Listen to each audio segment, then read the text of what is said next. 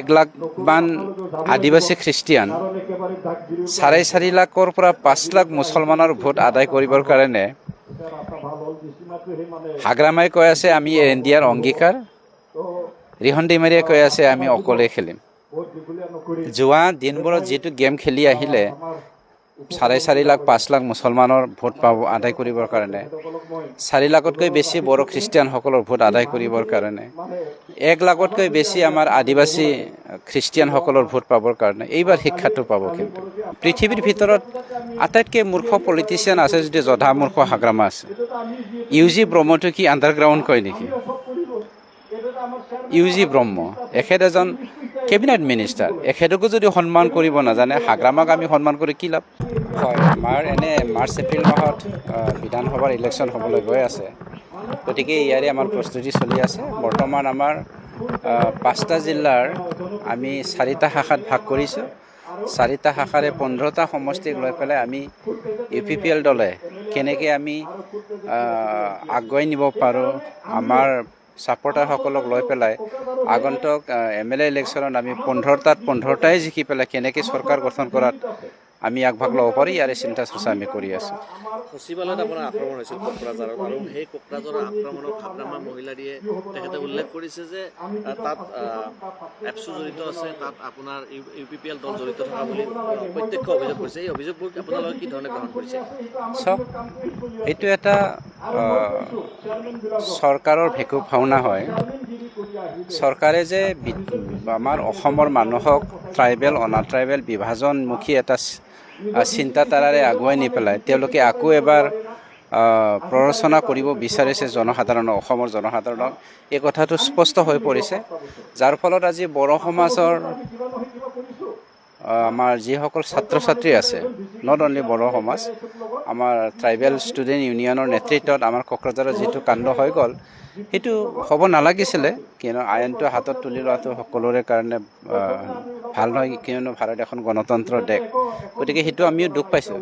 কিন্তু হাগ্ৰামা ডাঙৰে যিটো মূৰ্খামিৰ দৰে এটা কথা ক'লে, মানে ইয়াত মানে আমাৰ UPPL আৰু এপছুৰ প্ৰৰচনাত সেই কাৰ্যটো হ'ল বুলি, এটা কথা স্পষ্ট, আজি হাগ্ৰামা মহিলাৰীক বড়ো জাতিয়ে জাতিদ্ৰোহী হিচাপে ঘোষণা কৰিবলৈ গৈ আছে। গতিকে হাগ্ৰামাৰ এগেইনষ্টত ছাত্ৰ ছাত্ৰীয়ে, নতুন প্ৰজন্মই মাত মাতাটো কি কাৰণত মাতিছে আমি সকলোৱে জানো, আৰু আমাতকৈ আপোনালোকে সাংবাদিক বন্ধুসকলে বেছি ভালকৈ জানে। গতিকে ইয়াত কোনোবা UPPL উচতাব লাগে বা কোনোবা আপচুৱে উচতাব লাগে সেই কথাটো নহয়। কিয়নো ট্ৰাইবেল ষ্টুডেণ্ট হিচাপে ইয়াত কোনোবা UPPL ছাপৰ্টাৰো ল'ৰা থাকিব পাৰে, BPF, BJP, কংগ্ৰেছ, AIDF, যি পাৰ্টিৰে নহওক কিয়, এই ৰাজনৈতিক পাৰ্টিবিলাকৰ ল'ৰা ছোৱালীবোৰে ছাত্ৰ ছাত্ৰী হিচাপে শিক্ষা গ্ৰহণ কৰি আছে হিচাপে ইম'চনেলে তেওঁলোকে কামটো কৰিছে। গতিকে সেইটো কেৱল এটা পলিটিকেল পাৰ্টিক দুখি পেলাই নিজক মানে এই হেৰিৰ পৰা মানে ৰক্ষা কৰিব বিচাৰিছে হাগ্ৰামাই, সেই কথাটো স্পষ্ট হৈ গৈছে। গতিকে ইয়াত হাগ্ৰামাই যিটো আমাক বদনাম কৰিছে সেইটো জনসাধাৰণে বুজি পাইছে। কেৱল মাত্ৰ পলিটিকেল স্বাৰ্থৰ কাৰণে, তেওঁ গাদী ৰক্ষাৰ কাৰণে, যিটো BJPৰ অক্সিজেন পাই পেলাই তেওঁ আকস্মিকভাৱে চৰকাৰ গঠন কৰিলে, এতিয়াতো আমি নক'লে সকলোৱে গম পায়।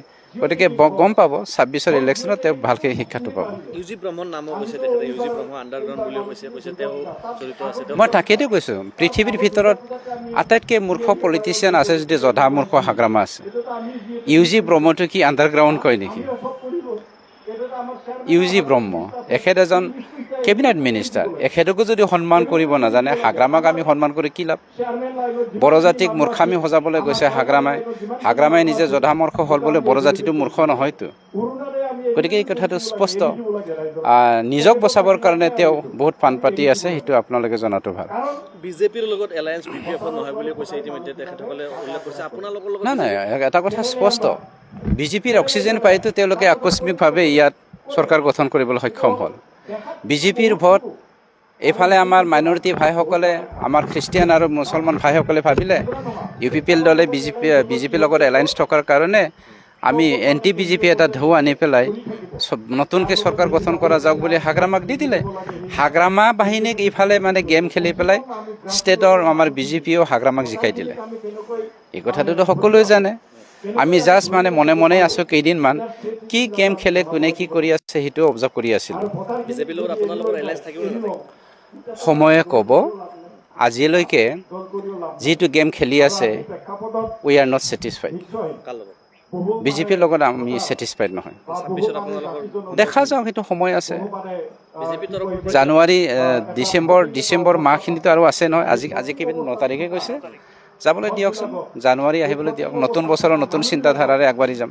সম্ভাৱনা এনেকুৱা আছে নেকি UPPL অকলে হ'লে খেলিব? চাওক, সেইটো 100% চিয়'ৰ। কিয়নো আজি 4 লাখ বড়ো খ্ৰীষ্টিয়ান, প্ৰায় 1 লাখমান আদিবাসী খ্ৰীষ্টিয়ান, 4.5 লাখৰ পৰা 5 লাখ মুছলমানৰ ভোট আদায় কৰিবৰ কাৰণে হাগ্ৰামাই কৈ আছে আমি ইণ্ডিয়াৰ অংগীকাৰ, ৰিহন ডিমাৰীয়ে কৈ আছে আমি অকলে খেলিম।